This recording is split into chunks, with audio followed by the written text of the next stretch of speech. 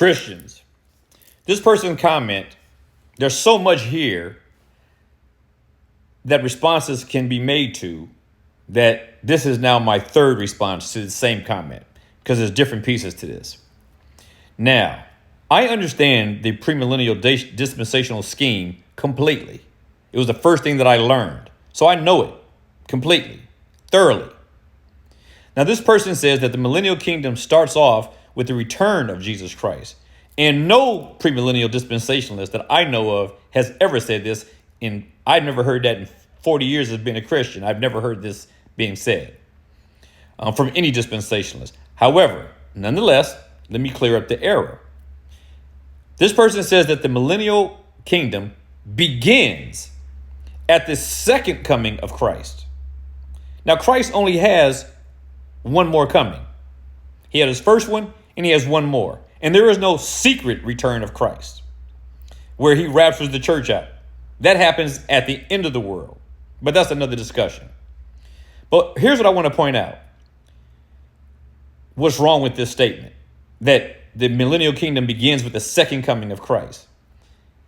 If it begins with the second coming of Christ, then we would know that when Jesus Christ returns, that 1,000 years exactly later, according to the way this person interprets, we would know when the Lord is going to return for, I guess, his third coming.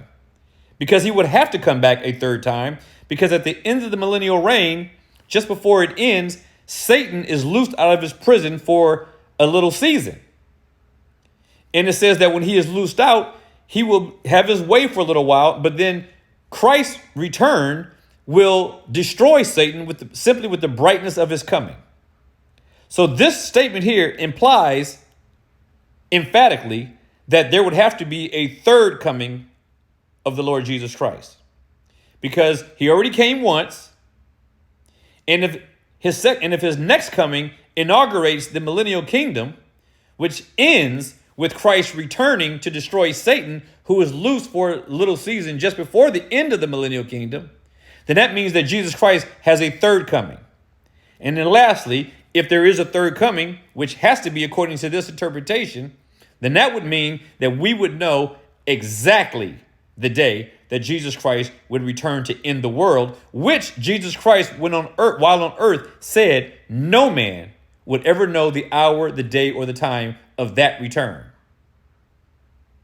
Be provoked and be persuaded.